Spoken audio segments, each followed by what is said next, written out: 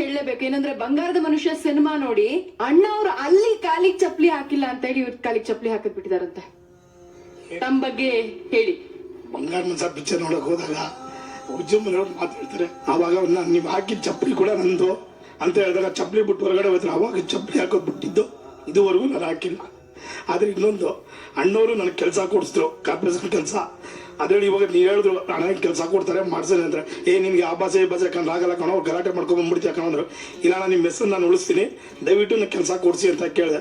ಕೆಲಸ ಕೊಡಿಸಿದ್ರು. ಈಗದವರೆಗೂ ಆ ಕೆಲಸ ಮಾಡ್ಕೊಂಡು ನಮ್ಮಂದಿನಿ. ಇಷ್ಟು ನನ್ನ ಮಾತು.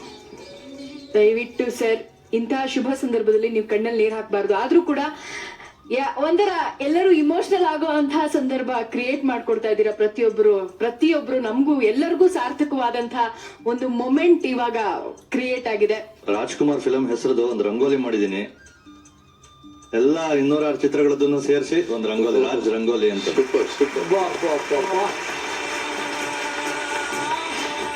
ಈ ಎಲ್ಲ ಕಾರಣಕ್ಕಾಗಿಯೇ ಅಣ್ಣವರು ಇವರುಗಳನ್ನ ದೇವರು ಅಂತ ಕರೆದಿದ್ದು. ನಾವು ಅಣ್ಣವರು ಸಿನಿಮಾ ಮಾಡ್ತಾರೆ ಅಂತ ಹೇಳ್ತೀವಿ. ಅಣ್ಣವರ ಚಿತ್ರವನ್ನ ಅದು ಸಿನಿಮಾ ಅಂತ ಇವ್ರು ಯಾರು ನೋಡೇ ಇಲ್ಲ, ಅದು ಸತ್ಯ ಅಂತ ನೋಡಿದ್ದಾರೆ. ಅದಕ್ಕೆ ದೊಡ್ಡ ಉದಾಹರಣೆನೆ ಅವರು ಕಾಲಕ್ಕೆ ಚಪ್ಪಲಿ ಬಿಟ್ಟಿರೋದು. ನನ್ಗೆ ಅವ್ರ ಬಗ್ಗೆ ತುಂಬಾ ಗೌರವ ಬರ್ತಾ ಇದೆ. ನಾವು ಅವ್ರಿಗೆ ಚಪ್ಪಲಿ ಹಾಕಿ ಅಂತ ಹೇಳ್ಬಾರ್ದು, ನಾವು ಅದು ತಪ್ಪು ಮಾಡಿದಾಗತ್ತೆ. ತುಂಬಾ ಇಂಪಾರ್ಟೆಂಟ್ ವಿಷಯ ಹೇಳ್ಬೇಕು. ನಾನು ಅವ್ರ ಜೊತೆ ಕೆಲಸ ಮಾಡಿರೋದ್ರಿಂದ ಯಾವ್ದಾದ್ರು ಒಂದು ಸನ್ನಿವೇಶಗಳು ನಮ್ಗೆ ಒಂದ್ ಸೀನ್ ಚೆನ್ನಾಗಿರೋದು, ತುಂಬಾ ಒಳ್ಳೆ ಸೀನ್ ಆಗಿರೋದು, ಅದು ಅಣ್ಣ ಅದನ್ನ ಬೇಡ ಅಂತ ಇದ್ರು. ನಮಗ್ ಆಶ್ಚರ್ಯ ಆಗೋದು, ಯಾಕೆ ಬೇಡ ಅಂತಾರೆ ಇವರು, ಇಷ್ಟು ಚೆನ್ನಾಗಿದೆಲ್ಲ ಸೀನು, ಥಿಯೇಟರ್ ಕ್ಲಾಪ್ಸ್ ಬರುತ್ತೆ ಈ ಸೀನ್ ಮಾಡಿದ್ರೆ ಅಂತ. 3 ದಿನ ಆದ್ಮೇಲೆ ಅವ್ರು ಹೇಳೋರು ಆ ಸೀನ್ ಯಾತಕ್ ಬೇಡ ಅಂತ. ನಾನು ಒಬ್ಬ ನಿರ್ದೇಶಕನಾಗ ಆ ಸೀನ್ ನ ನೋಡ್ತಿದ್ದೆ. ಅವರು ಈ ರೀತಿಯ ಅಭಿಮಾನಿಗಳಾಗಿ ಆ ಸೀನ್ ನ ನೋಡ್ತಿದ್ರು. ಹಾಗಾಗಿ ನಾನು ಈ ಸೀನ್ ಮಾಡಬಾರ್ದು, ಅವ್ರಿಗೆ ಇನ್ಸ್ಪಿರೇಷನ್ ಆಗತ್ತೆ, ಸ್ಫೂರ್ತಿ ಆಗತ್ತೆ ಆ ಸೀನು, ಹಾಗಾಗಿ ಇದನ್ನ ಮಾಡಬಾರ್ದು ಅಂತ ಹೇಳ್ತಿದ್ರು.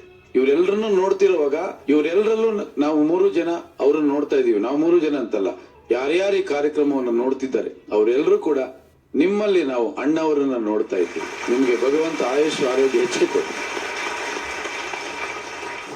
ನಿಜಕ್ಕೂ ಹೃದಯ ತುಂಬಿ ಬರುತ್ತೆ. ತೆರೆಯ ಮೇಲಿನ ಹೀರೋಗಳು ಸುಮಾರು ಜನ ಸಿಗ್ತಾರೆ, ಆದ್ರೆ ತೆರೆಯ ಹಿಂದೆ ಕೂಡ ಹೀರೋ ಆಗಿ ಬದುಕಿದ್ದು ಡಾಕ್ಟರ್ ರಾಜ್ಕುಮಾರ್ ಅಪ್ಪಾಜಿ ಅವರೊಬ್ರೆ.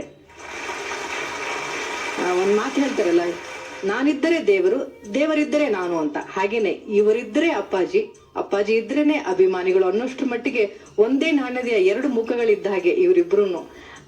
ನೋಡಕ್ಕೆ ತುಂಬಾನೇ ಖುಷಿ ಆಗುತ್ತೆ.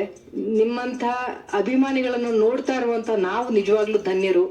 ಅಂತ ಪುಣ್ಯಾತ್ಮರು ಬದುಕದಂತ ಈ ಭೂಮಿಲಿ, ಈ ಕರ್ನಾಟಕದಲ್ಲಿ ನಾವು ಇದೀವಲ್ಲ ಅನ್ನೋದಷ್ಟೇ ನಮ್ಮ ಪುಣ್ಯ.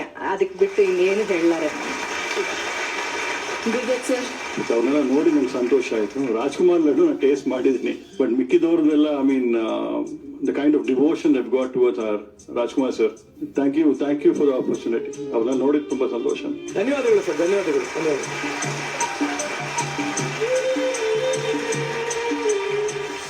ಹೌದು, ಅಮ್ಮನ